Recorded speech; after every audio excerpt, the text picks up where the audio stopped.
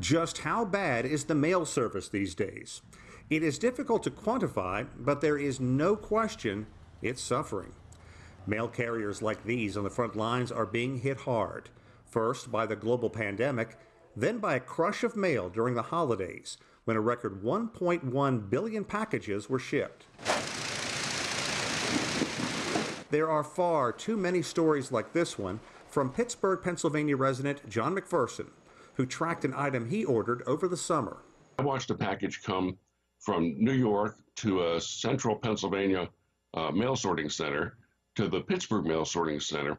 Never made it to my local post office, but it sat in the Pittsburgh mail sorting center for several weeks and then went back to the central Pennsylvania sorting center, then went to Philadelphia.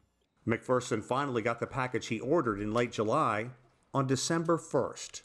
The Postal Service says only about 38% of all mail was delivered on time by the end of 2020. McClure Realty in Ocean Isle, North Carolina, rents out more than 100 vacation homes for the summer. Cynthia Kipp says she and others in the business are being hampered by slow service. The mail has been so slow, we've had to call our guests, our visitors that have stayed with us many years. The reason? The rental agency simply is not receiving deposit checks. Families have been booking with us for 20, 30 years now that they may lose their vacation staying with us and potentially have their properties booked to someone else. It goes well beyond the inconvenience of losing a summer rental. Many people count on the U.S. Postal Service for delivery of prescription drugs as well as retirement checks. The Postal Service has 600,000 employees. To deal with COVID-19 quarantines and an uptick in mail, the agency hired an additional 10,000 full-time workers on top of 50,000 seasonal staff. In Pittsburgh, McPherson says utility companies are reaching out.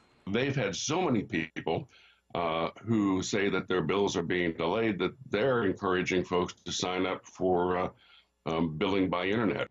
And he has seen it go from the serious to the downright silly when he received mail meant for one of his neighbors. It's an ad for some sort of sex cream.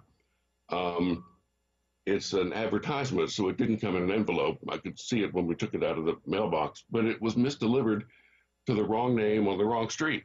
So now what? Morally and ethically, I ought to go and deliver this to that neighbor. But I don't particularly want that neighbor knowing that I know that he's getting mail like this. McPherson says it is unfair to blame all the lousy service on the pandemic. He says the problem has been going on for years. We removed 700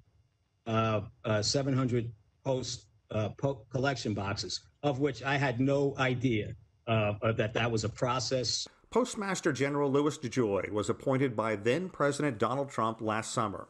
DeJoy promised more efficient service at a cost savings. He will be testifying before Congress on February 24th on how to streamline the service. And all we know so far is that he is expected to say it will cost more money. Sean Callebs, CGTN in Washington.